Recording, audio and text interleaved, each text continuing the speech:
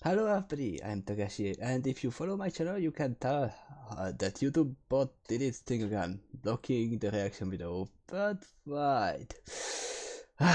This thing doesn't happen to even though Rooster Teeth is fine with reaction videos. But I hope this is just a similar case as the finales that happened in the season 3. So I'm not gonna despair of it, I'm just gonna review the episode like this.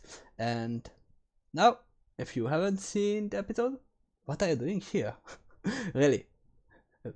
Come on, you have to watch the original video before coming over any reaction videos. But if you did, you should check out my blind reaction link down below. I hope it's still there. It's both on the Daily Motion, Daily Motion and Google Drive. Before we go on, but yeah, I think I'm giving you time to go, then reach back here when I can speak with recollected thoughts. So go on there. Okay, so now that you have seen my reaction and decided to save with me for the review, let's go over the episode and some missed points, shall we? First of all, I remembered Rian's name right after I ended recording, so you don't have to remind me yet. I'm sure I will forget about it because I'm horrible with names. I keep forgetting them. But now I know it. The Scorpion guy is Tyrion. But on to the episodes. Shall we go? The episodes. I said episodes. Obviously, one episode worth only one. And I saw only one. But I saw it many times over now that I'm recording this. The one you saw was the first reaction. It was blind. So we start with Go taking Team Ranger, Queen, Team Ranger to the scenic route by mentioning how two of them ran and Go nearly died. But they could have used a more conventional traveling method than just walking, like Frodo. He could have used the eagles to destroy the ring. Well, I hope nobody is spoiled by this. Lord of the Rings is out for like 10 decades now. No, okay, that was not true. It's like a 2000-ish movie, but or trilogy. But they are at least alive to see the beautiful scenery and the wonderful new animation. Hey, it's amazing. It's always been amazing. Wow, it's just breathtaking how well they did, and that scenic place was most they changed animation. It was really animated, hand drawn, or CG. I don't know which one is the truth, but it was not. I don't think it's done with the same engine, but it was really nice, and we saw some of the hidden parts of Mistral. Then we follow up with Vice, meeting with the dilemma of choosing between staying safe, and answering the signal. Well, luckily the pilot knows that would not only put them on the radar, but raise the cargo ship as well. He's just an ordinary guy after all, who has taken quite a bit risk already by helping Vice to get to the embargo. I think the embargo is already in effect because Leo is talking about that in the series later. So if they were help to citizens, it would obviously warn Vice's father and everyone else that they are out. There is no way that word wouldn't get to his father. He has a lot of spies, probably, most likely. But back to the Academy. Okay, I can speak and I'm not gonna cut. Back to the Academy. I was really amazed by the strobe grass render. Yes, I was amazed by grass. By mere grass. But even with summer break or whatever, they keep the doors unlocked. come on. When we had summer break in our school, it was, they closed all the doors. They only went in for cleaning and maybe getting some paperwork done, but if no one is there, obviously they have to close the door. So Crow had all the rights to assume something had happened after calling out for anyone for so long. Yeah, Ruby was shouting, and even Nora was assuming that, yeah, you should maybe shout louder, try louder. But even though Leo, yeah, that's his name, Leonardo. I forgot the last name already. Leonardo Lionel or something like that. But I remember Leonardo.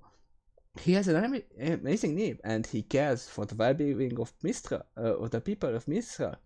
He could have known that siding with bad guys ultimately leads to misery, even if it's defending for some time.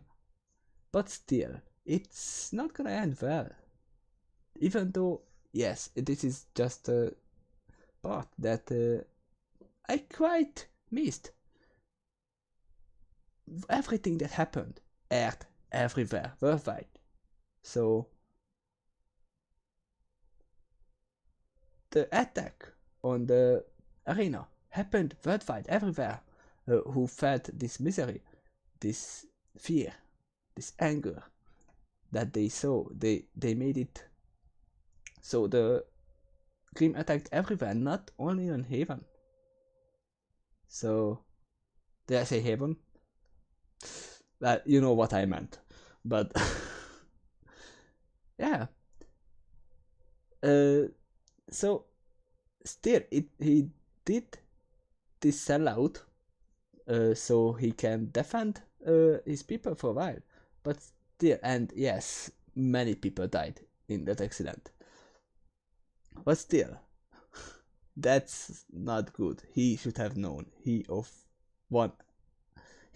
one who should know. He's one of the guardians of the relics. So yeah, there are some details that I missed. That was maybe the cell phone showed that he was copying the coordinates. I said he's copying it, but I didn't see it, and we could easily assume that he was doing that. And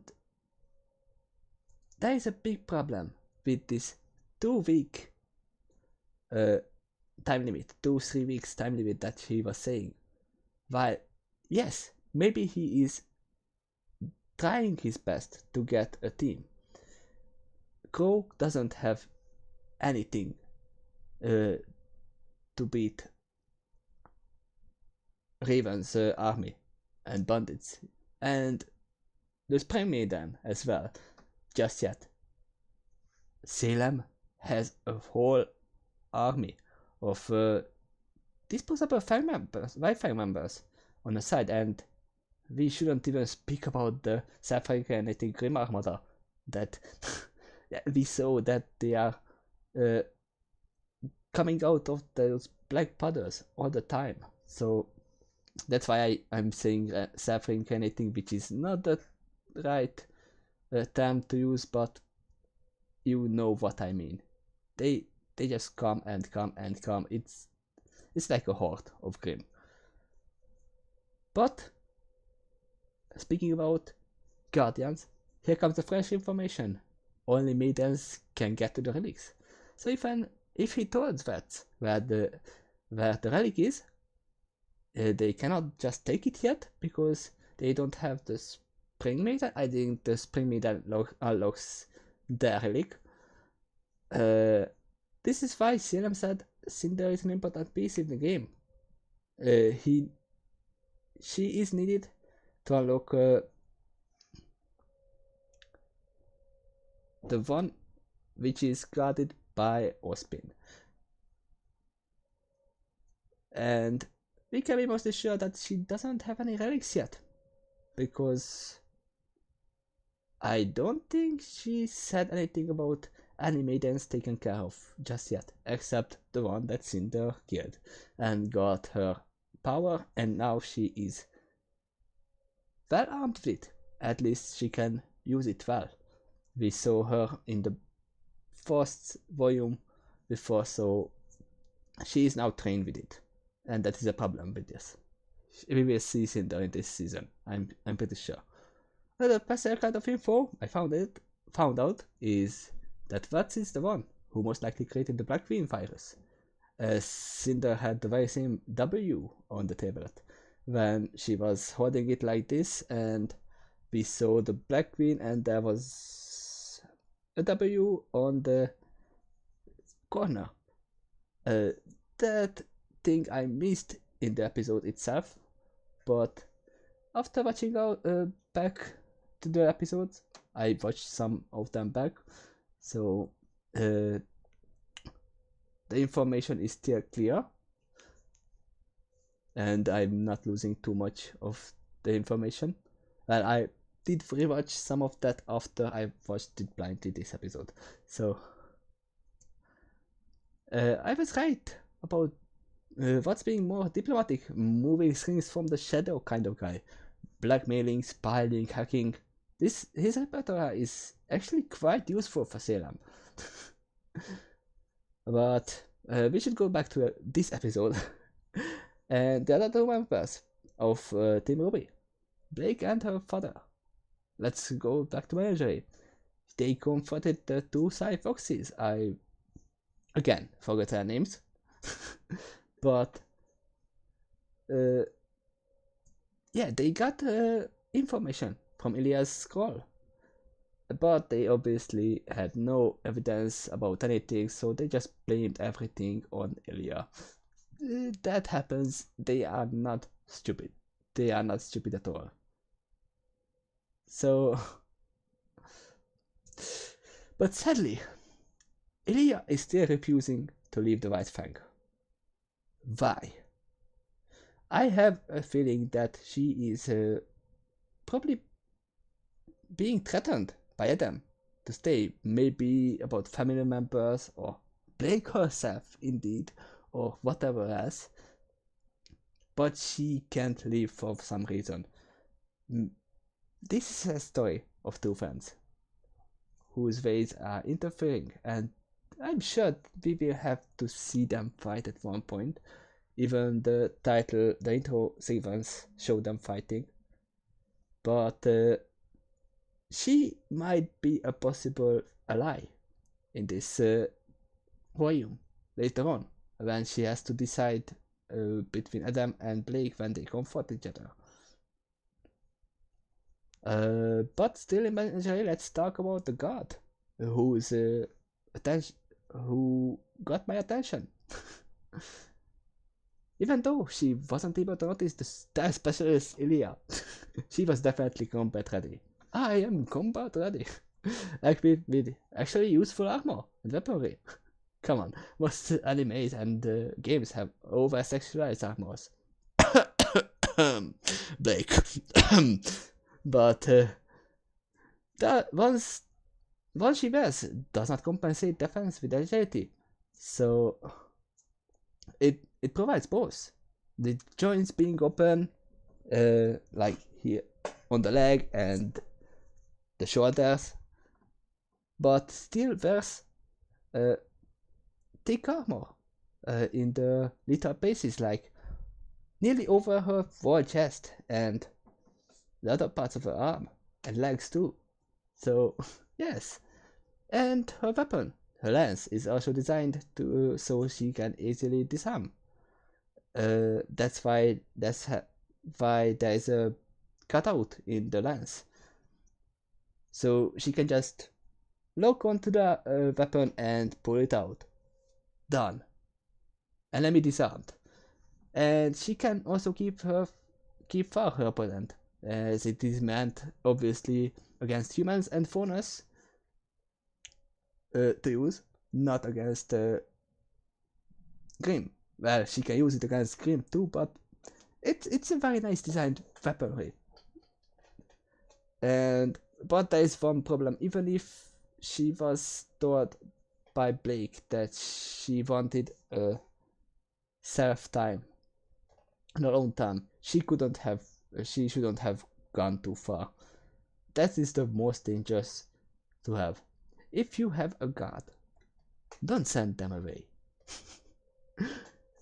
But Yang, on the other hand, is trying to go on the low swipe with the not too bulky, not too lean, just right with I and E, right.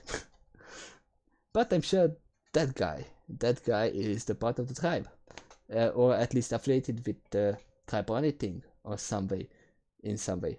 But that means that Young got some information from him, in one way or another. But it's definitely an awesome start of the season, giving many possibilities to hold us interested in the series. And again, I can't stop repeating how much better the animation gotten again. Well, that's it for today. Oh wait, one last thing. Remember when we talked about the team name? Well, with Oscar or Ospin in the lead, now we can safely assume Team Orange won.